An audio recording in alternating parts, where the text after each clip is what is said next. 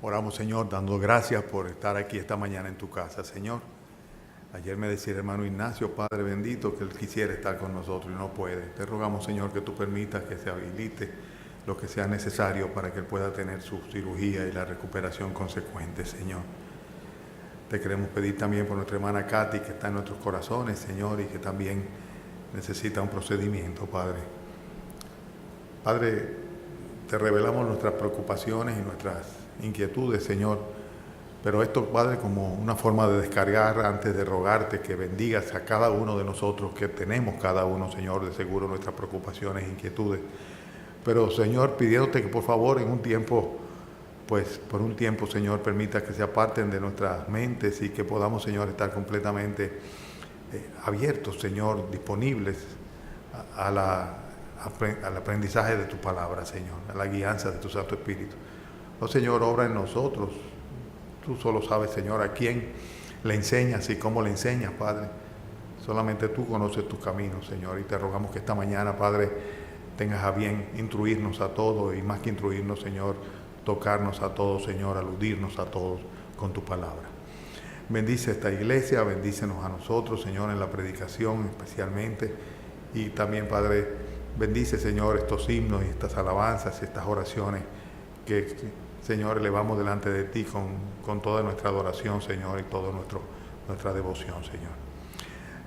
Te lo pedimos esto, Señor, como siempre, en el nombre que es sobre todo nombre, en el cual tú nos enseñaste a pedir, en el nombre de tu Hijo, nuestro amado Salvador y Señor, Cristo Jesús. Amén. Pueden sentarse, hermanos. Estamos en Primera de Samuel, capítulo 24. Primera de Samuel, capítulo 24.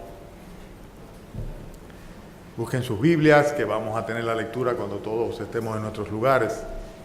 Y si por si acaso usted no tiene una Biblia, pues puede o levantar su mano y le llevan una prestada. O, bueno, aquí hay una manita levantada aquí adelante. Hermano Carlos, levántala bien para que Carlito te vea. Y también pues puede usar la de los vecinos también. Pues, tenemos mucha Biblia para prestar. Cuando termine simplemente la dejen en el asiento, que la recogemos al final del culto. La semana pasada ustedes recuerdan que estuvimos viendo cómo obra la providencia de Dios, ¿verdad? Cómo Dios de una manera soberana interviene en los asuntos humanos y Él determina cosas. Y el pasaje terminaba en la manera como Dios rescató. Hay un poquito de reverberación en un pitito. ¿Ustedes lo sienten? Vamos a quitar el pitito ese de ahí. Pues hay ¿qué decía? Que ustedes recuerdan que cómo el Señor libró a David y a los suyos con una noticia que llegó. Le fueron a avisar que los filisteos estaban atacando y tuvo que dejar la persecución hacia David y a los suyos, a sus 600 hombres, para irse entonces a pelear en contra de los filisteos. De una manera providencial, cuando ya estaba rodeado y atrapado David con sus hombres por parte de Saúl, pues el Señor les libró. Así concluye una serie de evidencias que da el Señor de cómo Él obra soberanamente, Él interviene a favor de los suyos. En el caso de hoy, en este pasaje del capítulo 24, me resultó bastante difícil. Me tomé toda la semana pidiéndole al Señor que me mostrara qué era lo que Él quería a través de este pasaje. Y así se llama el título, lo que Dios quería. Vamos a leerlo desde esa perspectiva. Primera de Samuel, capítulo 24. Ya estamos listos todos. No tenemos distracción. Qué bueno, amén. Cuando Saúl volvió de perseguir a los filisteos, le dieron aviso diciendo: He aquí David está en el desierto de Engadi.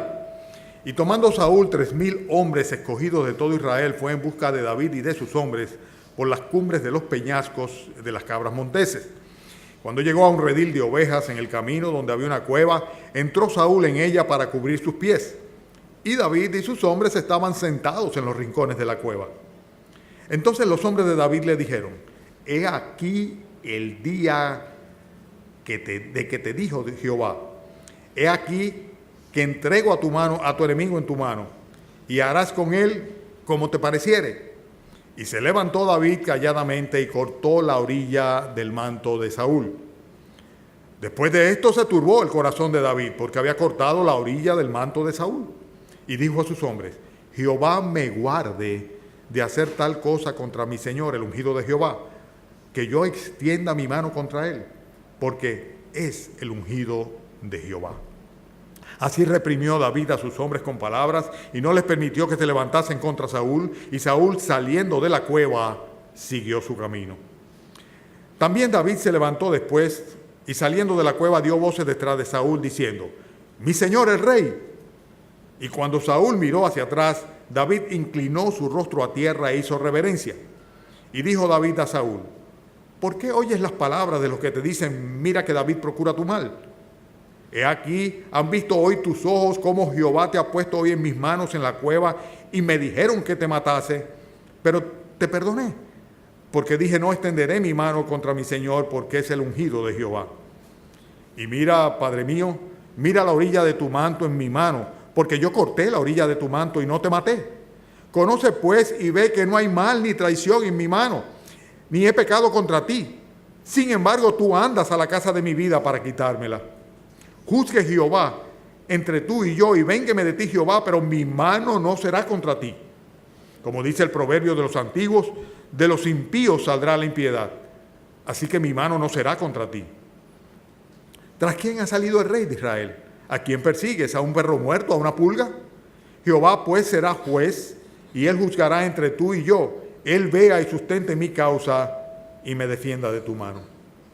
Y aconteció que cuando David acabó de decir estas palabras a Saúl, Saúl dijo: ¿no es esta la voz tuya, hijo mío David? Y alzó Saúl su voz y lloró. Y dijo a David: más justo eres tú que yo, porque me has pagado con bien habiéndote yo pagado con mal. Tú has mostrado hoy que has hecho conmigo bien, pues no me has dado muerte, habiéndome entregado Jehová en tu mano. Porque ¿quién hallará a su enemigo y lo dejará ir sano y salvo? Jehová te pague con bien por lo que en este día has hecho conmigo. Y ahora, como yo entiendo que tú has de reinar y que el reino de Israel ha de ser en tu mano firme y estable, júrame pues ahora por Jehová que no destruirás a mi descendencia después de mí, ni borrarás mi nombre de la casa de mi padre. Entonces David juró a Saúl, y se fue Saúl a su casa, y David y sus hombres subieron al lugar fuerte. Hermanos, este episodio de la vida de David y de Saúl nos hace preguntarnos precisamente cuál sería el propósito de Dios al dejárnoslos aquí en las Sagradas Escrituras. ¿Qué enseñanzas tiene el Señor para nosotros después de este evento, que es un evento sumamente significativo? ¿Qué era lo que realmente Dios quería? Y pensando en esto, precisamente pude concatenar los eventos que se realizan aquí, viendo que Dios ciertamente tenía un propósito. No hay despropósito nunca en Dios, pero en este encuentro en particular Dios tenía un propósito, y el primero de ellos que nosotros vemos es que Dios quería mostrar que los números no son importantes. Los números no son importantes. ¿Por qué podemos ver esto de una manera muy clara? Ustedes se dan cuenta que dice el versículo 2 que Saúl tomó 3,000 hombres escogidos de todo Israel y fue en busca de David y sus hombres por las cumbres de los peñascos y de las cabras monteses. ¿Qué estamos diciendo? Estamos diciendo que muy por el contrario de lo que los hombres normalmente evaluamos, que es en función del número de seguidores que tenga o el tamaño de aquellos que acompañan o que forman parte de un grupo social o de un ejército o de una congregación, para Dios los números realmente no son lo importante. Estábamos hablando de una proporción de 5-1. 3,000 hombres escogidos en contra de 600 hombres que realmente eran personas que más bien eran unos, por así decirlo, unos perseguidos del sistema, unas personas que estaban en amargura de espíritu, unas personas que estaban en deuda, que estaban con problemas personales, y que David había tenido que comenzar a educar y a disciplinar a fin de que los principios divinos que él percibía, que él recibía, pues fuesen traspasados a ellos. Pero yo creo que la primera enseñanza que Dios quiere darnos aquí, sin lugar a dudas, es esta. O sea, Dios va a permitir que la diferencia numérica no sea significativa ni importante a la hora de haber esta confrontación, una confrontación real. Una confrontación real entre 3,000 hombres en contra de 600 hombres, donde ya prácticamente estaban en un mismo lugar y finalmente se habían encontrado cara a cara. El hecho es que muchas veces nosotros medimos las bendiciones del Señor en función de los números. O sea, pensamos, por ejemplo, que una iglesia muy bendecida es una iglesia que numéricamente es tiene muchos seguidores. Y precisamente estaba viendo leyendo unos artículos en cuanto a eso, refiriéndose a la iglesia de si se llama iglesia, si se puede llamar iglesia, de este pastor norteamericano en Texas, ¿verdad? Austin, que es prácticamente un estadio, ¿verdad?, que se llena cada día y la gente va ya de una manera enorme, ¿no? Una enorme cantidad de gente y regularmente, o sea, cada semana, a buscar cómo encontrar un aliento para poder seguir adelante en sus derrotadas vidas. El hecho es que hay que tener mucho cuidado con esto. Yo creo que lo primero que Dios quería mostrarle a David y a sus hombres era esto, el hecho de que él podía protegerlo, no obstante ellos estuviesen numéricamente en una proporción muchísimo más disminuida. Pero no solamente eso, sino que además de eso Dios quería manifestar su providencia cambiando las circunstancias. Y fíjense cómo se invierte de un momento a otro las circunstancias por la providencia de Dios. ¿Cuál es la proporción? Dijimos hace un rato. De 5 a 1, ¿verdad? O sea, 3,000 en contra 600 es de 5 a 1, ¿verdad? Pero ahora va a ser de 600 a 1. ¿Cuándo?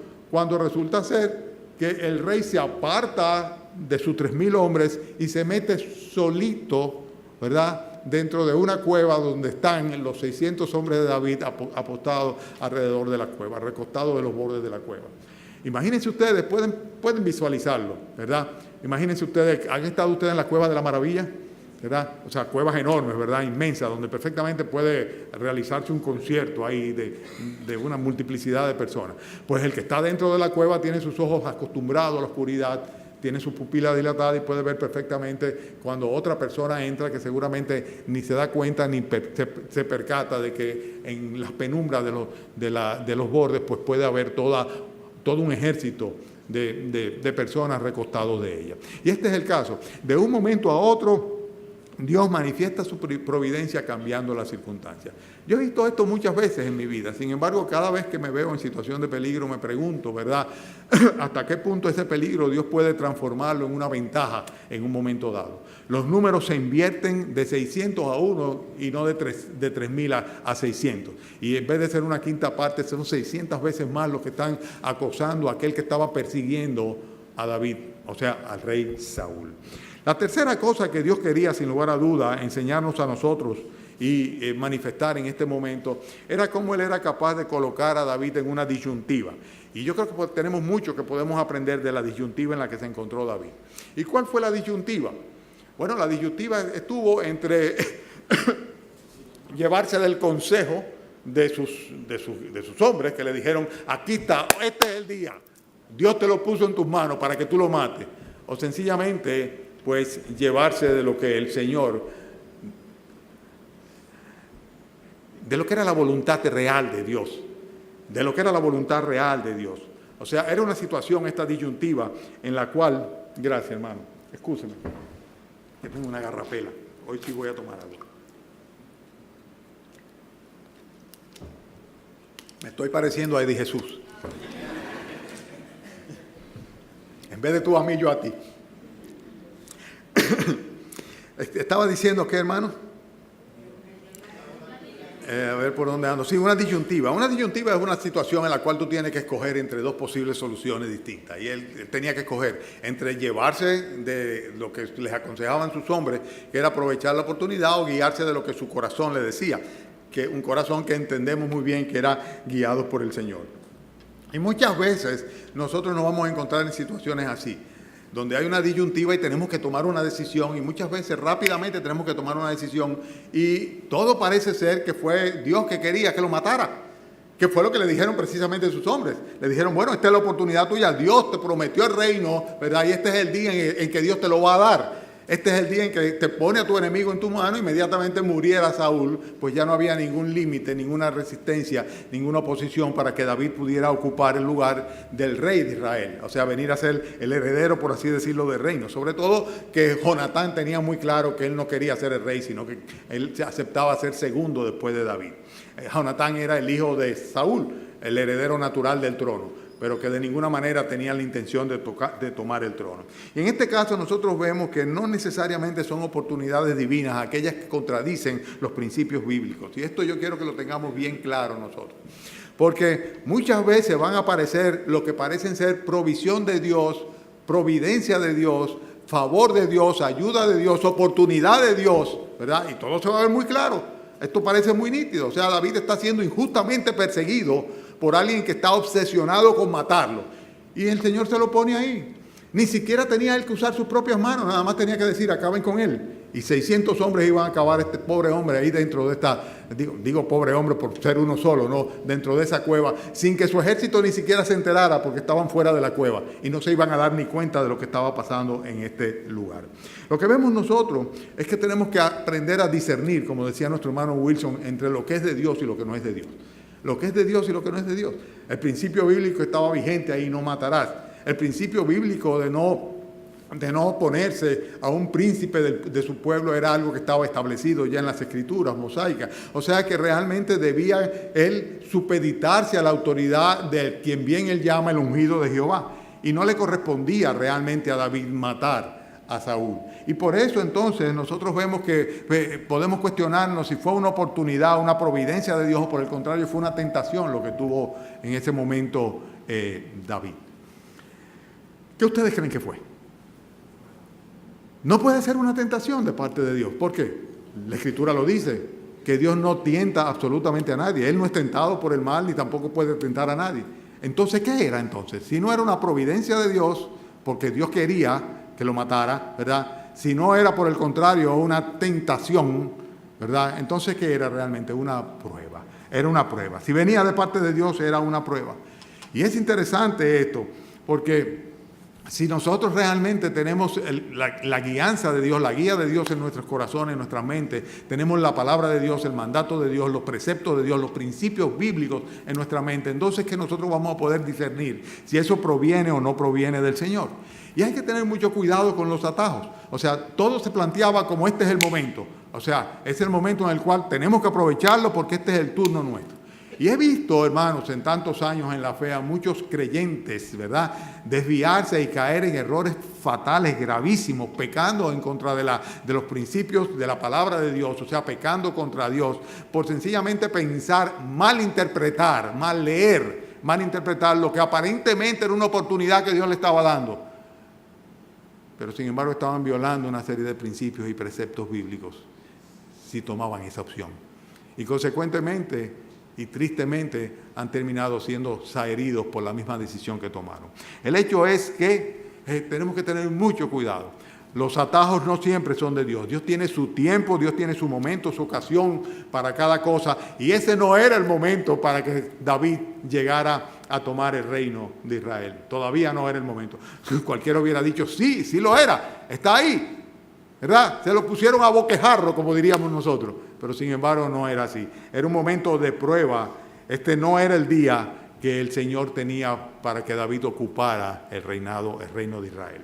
Consecuentemente, lo que Dios quería en primer lugar era mostrarle a David que los números no eran importantes. En segundo lugar, Dios era capaz de manifestar su providencia cambiando las circunstancias. A veces pensamos que no hay salida, que estamos atrapados, pero Dios abre sendas donde no las hay, como cantábamos hace un rato, ¿verdad? Y Dios invierte las situaciones y ya en el caso de David vemos cómo lo hizo y vamos a ver en los capítulos subsiguientes que también lo continúa haciendo. Y además de esto, Dios permite que David esté en una disyuntiva en particular, pero con un propósito muy particular, de purificar a través de la prueba su corazón.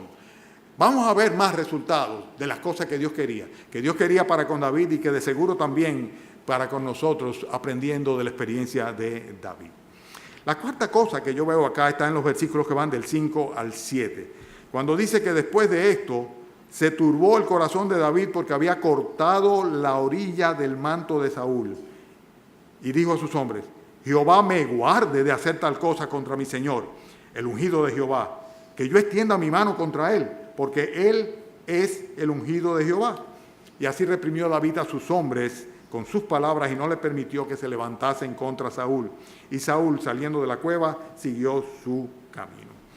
Dios estaba poniendo a prueba la naturaleza del corazón de aquel que había elegido para tomar el reino de Israel. Y sabemos nosotros que la Biblia lo dice.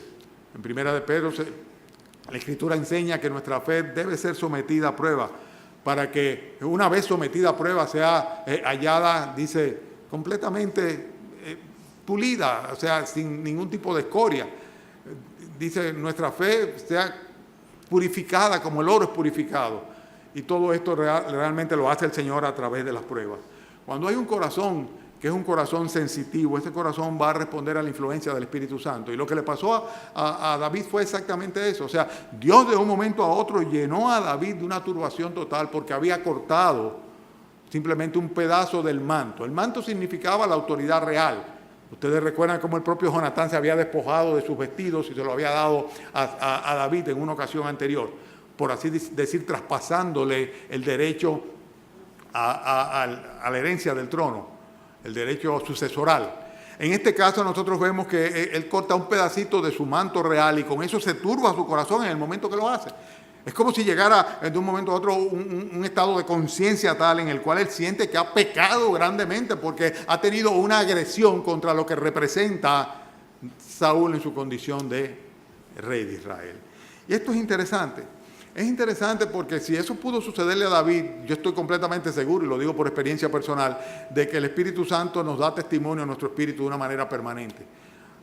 A veces cuando hacemos cosas que en un momento dado tomamos una decisión incorrecta o decimos lo que no debemos o nos justificamos de manera impropia o pecamos, aunque sea con aquellos que podemos llamarle una mentirita blanca o piadosa. Sin embargo, hay un Espíritu Santo que nos redarguye inmediatamente, que nos hace sentir que nosotros hemos sido sencillamente, por así decirlo, traicioneros a la condición y que tenemos y a la supeditación de la dirección del Espíritu Santo. Entonces, consecuentemente, nosotros vemos que Dios pone a prueba la naturaleza del corazón de David, y esto era muy importante. Era muy importante, ustedes saben por qué. Porque Dios va a apelar al corazón de David para precisamente preservarle de que pecaran. Y por eso vemos nosotros que David inclusive se levanta y le dice a sus hombres, Jehová me guarde de hacer tal cosa. O sea, Dios me guarde de pecar. Dios me guarde de cometer la falta de levantarme en contra del ungido de Jehová, aquel que él había puesto en esa situación. Vemos también, hermanos, que el corazón es lo que el Señor utiliza precisamente para que David se llene del coraje necesario para poder confrontar al grupo que estaba sin lugar a duda presionándole. O sea, todos los 600 que estaban con él lo que querían era matar a Saúl, aprovechar la oportunidad. Pero el versículo 7 dice que él reprimió al grupo que andaba con él, o sea, a sus hombres, los reprimió con palabras, y dice, y no les permitió que se levantase en contra de Saúl.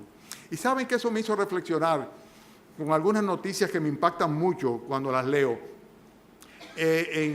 o cuando las veo en los noticieros, ¿verdad? En el cual hay comunidades donde llegan a linchar a personas por un motivo u otro, porque lo agarran o lo acusan o lo agarran cometiendo cualquier tipo de inconducta o de falta, ¿no? O sea, robando o violando o haciendo algo. Y la comunidad se constituye en juez automáticamente y van y linchan a esa persona. Y es muy triste lo que está sucediendo. A veces hay manifestaciones xenófobas que terminan en linchamiento y el único motivo a la larga es porque sencillamente era una persona que no era agradable a nosotros. Hay que tener mucho cuidado mucho cuidado con los grupos. Hay que tener mucho cuidado porque la complicidad se produce mucho en las masas. Y aquel que comete un asesinato en contra de un asesino está siendo asesino al mismo tiempo. O sea, las masas son un terreno muy fértil para que la maldad se multiplique. El diablo utiliza mucho las masas. Ustedes se recuerdan algunos ejemplos bíblicos. Por ejemplo, el caso del Señor Jesucristo mismo, ¿no? Crucifícale, crucifícale, crucifícale, no queremos a este, danos a Barrabás mejor, ¿verdad? Las masas, las mismas masas que el día anterior estaban diciendo, bendito el que viene en el nombre del Señor, pero masificados, dice, pidieron que crucificaran al Señor Jesucristo. El apóstol Pablo tuvo en varias ocasiones que salir huyendo, ¿verdad?, por la confrontación de masas, que sencillamente se armaba de un momento a otro un mitin, un motín y quería lincharlos a todos. Recuérdense que en la última ocasión, pues precisamente tiene que venir la guardia romana para salvarlo. Dice que lo llevaban prácticamente en vilo, cargado, para que no lo linchase la multitud. O sea que nosotros nos damos cuenta de que cuando hay una acción de masa, ¿verdad?, pues muchas veces lo que se hace evidente es sencillamente el poder satánico sobre aquellas mentes que de un momento a otro convierten a a ciudadanos normales en asesinos. Y vemos que estuvo a punto de suceder acá. Estuvo a punto de suceder acá. O sea, sencillamente, vamos a matarlo. Aquí está el hombre, Dios nos lo ha puesto en la mano. Acaba con él. Y tuvo David que envalentonarse, guiarse de lo que el Señor le daba en su corazón, de lo que el Señor le decía en su corazón, y no guiarse del consejo. Y la disyuntiva la resuelve de una manera valiente, diciéndole, no le pongan la mano a Saúl. No permitió que levantaran sus manos en contra de Saúl. Estamos hablando de qué era lo que Dios quería que sucediese en esa oportunidad, porque el Señor permitió que hubiese ese encuentro entre Saúl y sus 600 hombres y David en la cueva de En-Gadi. En primer lugar, para mostrarle que los números no son importantes para que él resuelva y que él es capaz de invertir la situación, las circunstancias. En segundo lugar, para colocándolo en una disyuntiva, pues sencillamente obligarle a él a tomar una decisión que fuera de acuerdo a la voluntad de Dios. Y con esto, pues, poner a prueba su dependencia de Dios. En tercer lugar, para probar el corazón de David. Ustedes recuerdan que la Biblia dice que David tenía un corazón que era, dice, conforme al corazón de Dios. Bueno, en esta ocasión precisamente tenía la oportunidad de evidenciarse que era así. Después vemos también los versículos que van del 8 y al 9, que Dios quería reforzar el principio de respeto a la autoridad que estaba constituida. Y esto es algo que sencillamente se lee en todo el pasaje. O sea, dice que cuando Saúl sale de la cueva y David va detrás de él, dice, la actitud de David es decirle, mi Señor es rey, y lo llama de esa manera y se postra y se inclina delante de él, versículo 8. Y entonces es cuando Saúl se da cuenta y reacciona y dice, pero esa no es la voz tuya, mi hijo David. Pero fíjense la reverencia que tenía David hacia Saúl, no obstante ser uno que quería asesinarle y que había tratado ya en varias ocasiones de hacerlo. Con su propia lanza, en par de ocasiones había tratado de clavarlo en la pared. Pero nosotros vemos que debemos tratar a las personas con el respeto que se debe a su posición, independientemente de cuál sea su conducta. Y eso es lo que precisamente nos enseña Romanos capítulo 12. Si una persona Dios la pone en eminencia, dice la Biblia claramente que debemos someternos a las autoridades. Dice como que han sido establecidas por Dios, ¿verdad? Y es posible que no tengamos el jefe que queramos, es posible que nosotros no tengamos a las autoridades civiles que querramos, o los presidentes que querramos, o los maestros en el colegio que querramos, o tal vez no quisiéramos tener el esposo o la esposa que tenemos, pero realmente hay un principio de autoridad que debe ser guardado en todo momento, y David estaba precisamente haciendo esto, cumpliendo con este principio. O sea, el ungido de Jehová, el rey no era David, el rey era Saúl, y simplemente él estaba pues respetando la posición que tenía Saúl como rey, independientemente de que realmente era una persona que prácticamente estaba dominada y controlada no solo por sus pasiones, sino también por Satanás. Entonces vemos nosotros que David refuerza el principio de respeto a la autoridad que está constituida. Muchas veces nosotros nos hacemos parte, y hoy día tenemos que tener mucho cuidado con esto por las redes sociales, hermanos. Nos hacemos parte de expresiones que denostan, o sea, que disminuyen a personas que están en eminencia. Y tenemos que tener mucho cuidado con esto, porque puede ser que no estemos de acuerdo con estas personas, y de hecho tenemos muchas razones para no estar de acuerdo con cosas que suceden, pero si son personas que Dios las ha puesto en un lugar, que están en una posición de eminencia, no nos queda otra que sencillamente respetarlas. Cuando el apóstol Pablo escribió esta epístola, cuando escribió la epístola cuando Pedro escribió la epístola, escúcheme que hoy estoy un poquito, que se me van las cosas, estoy torpe de habla también. Pues cuando Pedro escribió la epístola, en el cual dice, sométase toda persona a las autoridades superiores, porque las que están han sido por Dios establecidas. Pues cuando Pedro escribió eso, recuérdense que era Nerón quien estaba en esa época como emperador, o sea, el emperador Nerón, y sin embargo estaba diciendo, sométase porque a las autoridades, porque no hay autoridad sino de parte de Dios, y las que hay por Dios han sido establecidas. Nosotros vamos a a trazar pautas en la vida de nuestros hijos en función de lo que nosotros hagamos, no de lo que nosotros le digamos a ellos, en función de lo que ellos vean que nosotros hacemos. Si nosotros somos personas que como padres somos irrespetuosos con las personas que están en autoridad, no esperen que ellos sean respetuosos tampoco con ustedes. No lo esperen, porque no va a serlo, ni van a ser respetuosos con sus maestros, ni van a ser respetuosos con la policía. Y todo lo que vamos a hacer nosotros es ayudarles a caer en situaciones de dificultad. David inclusive llega al punto tal en que ni siquiera le atribuye maldad a Saúl, sino que le da el beneficio de la vida, el beneficio de la duda. Fíjense que en el versículo 9 le dice David a Saúl: ¿por qué oyes las palabras de los que dicen, mira que David procura tu mal? David sabía bien que el que estaba en contra de él era ¿quién? Saúl, era Saúl. Saúl era que estaba con una obsesión queriendo aniquilarlo, porque se lo había dicho ya a Jonatán previamente: tu padre se ha empeñado en quitarme la vida. Pero sin embargo, le da todavía con todo respeto el beneficio de la duda y dice: tú estás oyendo a alguien que te dice a ti que yo procuro tu mal, ¿por qué lo oyes? No lo oyes, en vez de acusarle directamente. No vemos ningún momento en todo el pasaje, ni en este pasaje ni en ninguna parte de Primera de Samuel, que David pues acuse en absoluto a Saúl de nada. No obstante, era Saúl quien realmente quería eliminarlo por celos que tenía en contra de David. Estamos viendo lo que Dios quería. Dios quería darle a reforzar, sin lugar a duda, el principio de respeto a la autoridad constituida, pero Dios también quería darle a David la oportunidad de perdonar a Saúl. Ustedes no lo ven, es algo que se ve muy evidente. Fíjense cómo le dice David en el versículo 10. He aquí, han visto hoy tus ojos cómo Jehová te ha puesto hoy en mis manos en la cueva. Y me dijeron que te matase. ¿Pero qué dice luego? Dice, pero yo te perdoné, porque dije, no extenderé mi mano contra mi Señor, porque Él es el ungido de Jehová. Dios lo puso en sus manos. Es cierto, Dios lo puso en sus manos, David lo reconoce, Dios te ha puesto en mis manos. Y me dijeron, no me dijo Dios, me dijeron que te matase. Dios lo puso en sus manos, pero no para que lo matase. Dios lo puso en sus manos, ¿ustedes saben para qué? Para que lo perdonase, precisamente para que lo perdonase. El impío siempre busca venganza, es lo que vemos siempre, cuando un reclamo de justicia y de venganza, siempre. Pero la palabra de Dios enseña otra cosa. En Romanos capítulo 12, el Señor nos enseña a través del apóstol Pablo diciendo, no os venguéis vosotros mismos, amados míos, sino dejad lugar a la ira de Dios. Porque mí es la venganza, yo daré el pago, dice el Señor. Y en consecuencia dice, si tu enemigo tuviere hambre, dale de comer, si tiene sed, dale de beber. Haciendo esto, ascuas de fuego amontonará sobre su cabeza. Pero lo interesante del final dice, no seas vencido de lo malo, sino vence con el bien el mal. Vence con el bien el mal.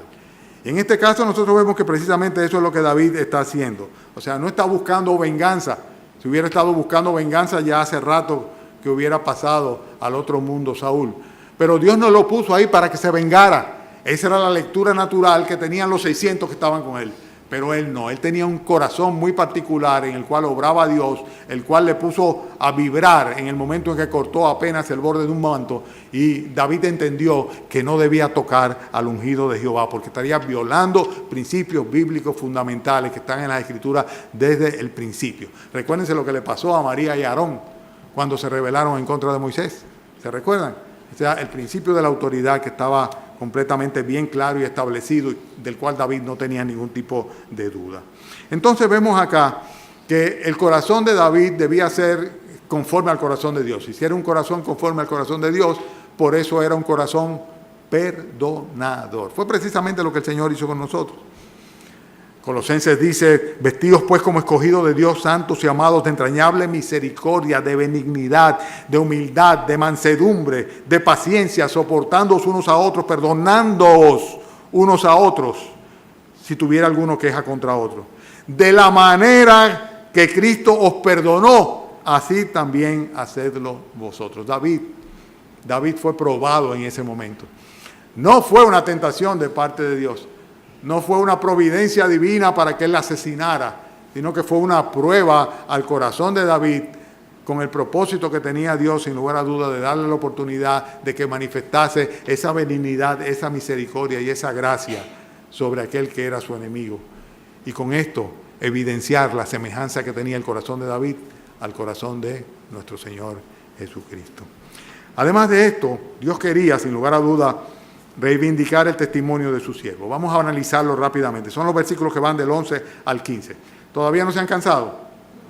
A pesar de mi torpeza hablando hoy. ¿No se han cansado? Qué bueno, pues voy con ello. En primer lugar, nosotros estamos hablando de que Dios quería, con este encuentro, todo tiene que ver con el encuentro, que fue la pregunta que yo me hice, Señor, ¿esto por qué sucedió? Dios quería, sin lugar a dudas, reivindicar el testimonio de David, evidenciar quién era David delante de Saúl, delante de sus 600 hombres, e inclusive delante de aquellos a los cuales iba a regresar Saúl con el rabito entre las piernas, avergonzado completamente. Y la primera cosa que Dios evidencia es la benignidad de David. Fíjense que en el versículo 11, él le dice, yo corté la orilla de tu manto y no te maté. En otras palabras, yo fui benigno contigo. Yo podía cortarte la cabeza. Dice, pero yo fui benigno, yo no te maté. Lo que yo corté fue simplemente una orillita del manto. En el versículo 11 también le dice, conoce y ve que no hay ve que no hay mal ni traición en mi mano, ni he pecado contra ti. ¿De qué está hablando acá? De la lealtad de David. O sea, Dios estaba evidenciando la lealtad de David.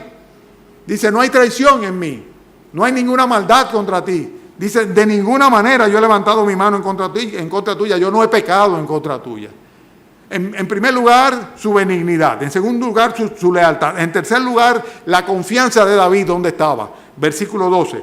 Juzgue Jehová entre tú y yo, y véngueme de ti, Jehová, pero mi mano no será contra ti. Juzgue Jehová entre tú y yo. ¿Dónde estaba su confianza? En el poder que él tenía, en el ejército que tenía, en sus 600 hombres, en el liderazgo que tenía dentro de la nación de Israel, la admiración que él levantaba sobre toda la comunidad israelita. No.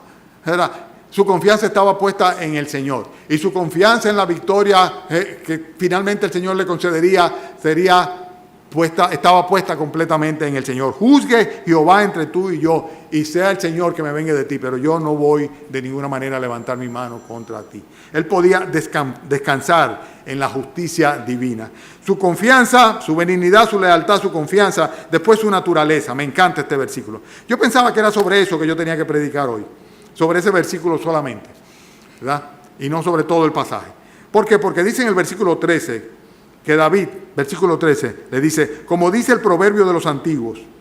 ¿Qué dice luego? De los impíos saldrá la impiedad, así que mi mano no será contra ti. ¿Qué es lo que está diciendo David? Simplemente lo mismo que el Señor dice en su palabra cuando enuncia que el árbol bueno no puede dar frutos malos, ni el árbol malo puede dar frutos buenos. ¿Verdad? Por su fruto se conoce el árbol. Él está diciendo, yo no puedo hacer algo que sencillamente va en contra de quien yo soy, de mi naturaleza. Él estaba hablando de su naturaleza. Él no era un impío, él no era un malvado. Y consecuentemente no podía actuar malvadamente, no debía actuar impíamente. Y es lo que está diciendo él.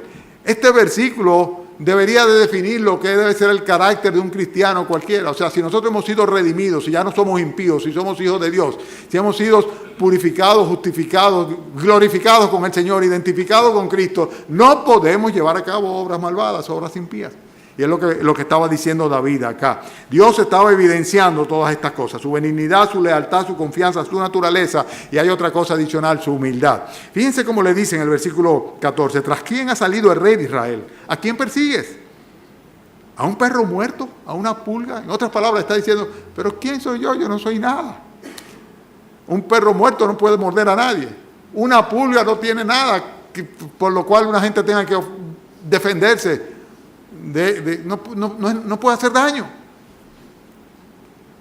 Estaba hablando, sin lugar a dudas, estaba evidenciando el Señor la humildad de David con esta actitud. Y finalmente veo también que el Señor está evidenciando su fe. Cuando dice, Jehová pues será, versículo 15, Jehová pues será juez, y él juzgará entre tú y yo. Él vea y sustente mi causa y me defienda de tu mano. Él sencillamente puso las cosas en manos del Señor. Su fe estaba depositada plenamente en él. Hay un salmo, hermano, el Salmo 142, que lo compuso David cuando estaba dentro de la cueva. ¿Ustedes quieren leerlo conmigo? Vayan allá, 142. Es un salmo cortito. En ese momento en el cual estaba en peligro dentro de la cueva, en esa disyuntiva en la que se encontró, en esa circunstancia, él escribió este salmo. Salmo 142. Y evidencia sin lugar a dudas su fe en el Señor, su confianza en el Señor. Dios estaba reivindicando el testimonio de su siervo, su benignidad, su lealtad, su confianza, su naturaleza, la naturaleza de su corazón, ¿verdad? Y sin lugar a duda su carácter humilde y la fe que tenía depositado en él. Salmo 142. Con mi voz clamaré a Jehová. Con mi voz pediré a Jehová misericordia. Delante de él expondré mi queja. Delante de él manifestaré mi angustia. Cuando mi espíritu se angustiaba dentro de mí, tú conociste mi senda. En el camino en que andaba me escondieron lazos. Mira a mi diestra y observa, pues no hay quien me quiera conocer. No tengo refugio, ni hay quien cuide de mi vida. Clamé a ti, oh Jehová, dije, tú eres mi esperanza y mi porción en la tierra de los vivientes. Escucha mi clamor, porque estoy muy afligido. Líbrame de los que me persiguen, porque son más fuertes que yo. Saca mi alma de la cárcel para que alabe tu nombre. Me rodearán los justos, porque tú me serás propicio. Dos expresiones aquí. Clamé a ti, versículo 5, oh Jehová, y dije, tú eres mi esperanza y mi porción en la tierra de los vivientes. Versículo 7, me rodearán los justos, porque tú me serás propicio. La confianza de David estaba puesta en el Señor. Estaba en una situación de angustia, de aflicción, pero sin embargo, él supo descansar al Señor y luego lo relata a través de este salmo. Estamos viendo qué era lo que Dios quería que sucediera ese día. Dios quería, hermanos, en primer lugar, mostrar que sean muchos, sean pocos, Él salva. Dice, Él salva con muchos, salva con pocos. No hay diferencia, los números no son importantes para Él. Él quería manifestar su providencia, cambiando las circunstancias, quería colocar a David en una disyuntiva con el propósito precisamente de que él tomara la decisión correcta, que era seguir el consejo de Dios y no el consejo de sus hombres. Poner a prueba la naturaleza del corazón de David, el cual era su elegido y habría de manifestar un corazón conforme al corazón de Dios. Reforzar el principio de respeto a la autoridad. Ya los hombres de David y aún los hombres de Saúl, el día que David fuera rey, sabrían que David era ¿quién? El ungido de Jehová, y que a él, ungido de Jehová, no se le ponía la mano. Estaba estableciéndolo muy bien. Aparte de esto, le dio la oportunidad a David de perdonar a Saúl, de llevar a cabo el perdón. Ustedes saben que una de las trabas mayores que tienen una gran cantidad de personas para poder ser salvos, para poder ser perdonados, redimidos por Cristo, es el hecho de que ellos mismos no son capaces de perdonar. Esa amargura y ese rencor que muchas veces se tiene es el gran impedimento, el gran pecado que muchas personas no pueden desprenderse de él y que es lo que no les deja recibir a su vez el perdón de Dios y la salvación en Cristo. La Biblia dice que debemos perdonar para ser perdonados y que en la misma medida que hemos sido perdonados debemos entonces seguir perdonando. Estoy parafraseando, lógicamente. El perdón es una condición sine qua non. Un corazón lleno de amargura, de ira, de odio, de rencor, es un corazón que no está apto para recibir la gracia y la misericordia de Dios, el amor de Dios que Él derrama en nuestros corazones, con el cual podemos amar, como dice Él, aún a nuestros enemigos. Después tenemos que Dios quería reivindicar el testimonio de David. Quería mostrar a David cómo él era, un hombre benigno, leal, confiable, un hombre que tenía un corazón conforme al corazón suyo, un hombre humilde y un hombre de fe. Y también, hermanos, hay dos puntos más y con esto termino. Dios quería quebrantar el orgullo de Saúl. Lo vemos muy claramente en los versículos que van del 16 al 19. En este momento es la primera vez que nosotros vemos que se produce en Saúl un tremendo remordimiento. Un remordimiento temporal, no fue un arrepentimiento, fue un remordimiento que le hizo reflexionar, pero sin embargo no cambiar de actitud, no convertirse de todo corazón. Eso es algo que también sucede con frecuencia, que personas en un momento dado son impactados, el Espíritu Santo les da convicción de pecado, de justicia y de juicio, pero realmente no llegan a arrepentirse y sus vidas no son transformadas porque no hay una conversión absoluta y total. En este caso, ante el impacto de reconocer que su vida había estado en un hilo, pues Saúl sencillamente pues se raja a dar gritos, comienza a llorar. Dice el versículo 16 que alzó su voz Saúl y lloró.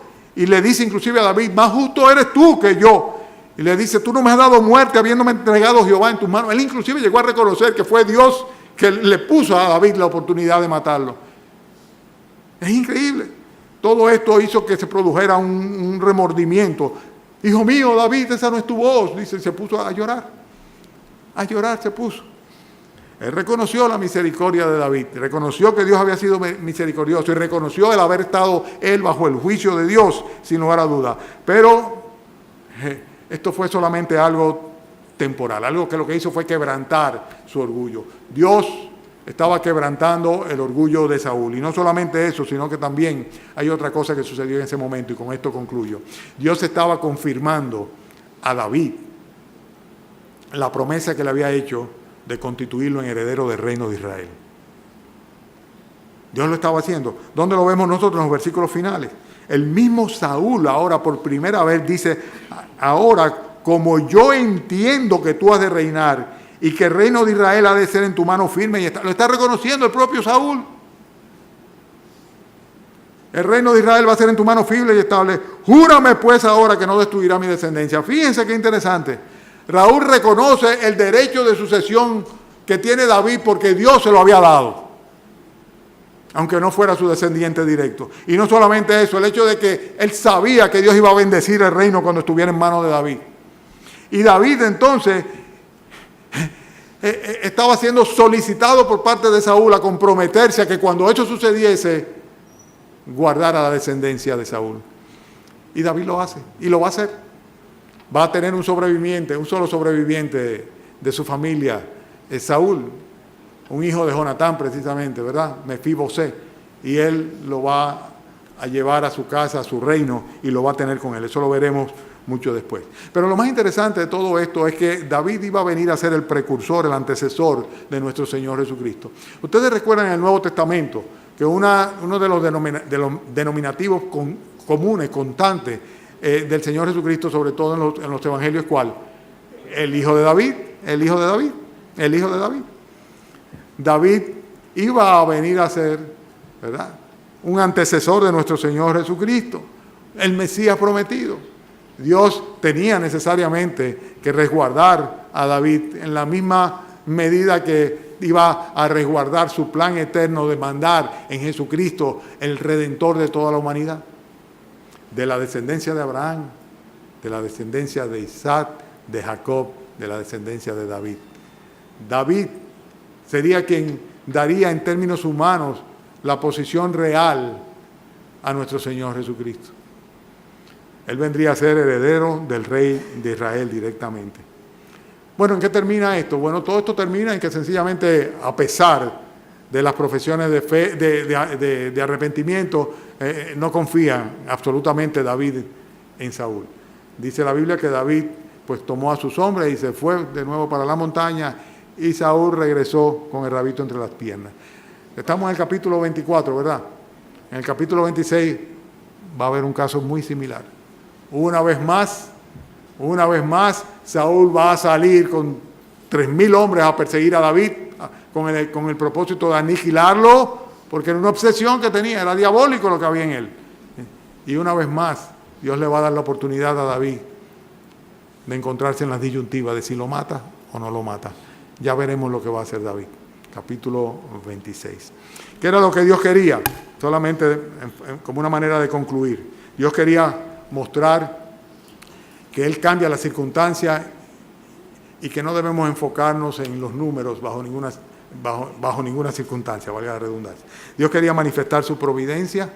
Dios quería, sin lugar a duda, colocar a David en una disyuntiva entre llevarse de los principios bíblicos, del consejo de Dios, de la guianza de su corazón guiado por el Espíritu Santo, o del consejo de sus hombres. Dios quiso poner a prueba el corazón de David, quiso pues reforzar el principio de respeto a la autoridad que está constituida, Dios quiso darle una oportunidad a David de perdonar a Saúl, de soltar eso, sencillamente ponerlo en las manos de Dios.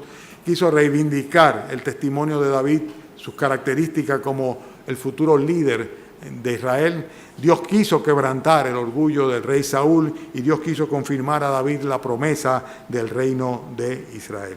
Estas son las cosas que yo pude concatenar dentro de todo el pasaje, que eran parte de la voluntad de Dios manifiesta en ese momento, en ese encuentro crucial. Espero, hermanos, que haya sido de bendición para cada uno de nosotros, como realmente lo ha sido para mí. Que el Señor les bendiga.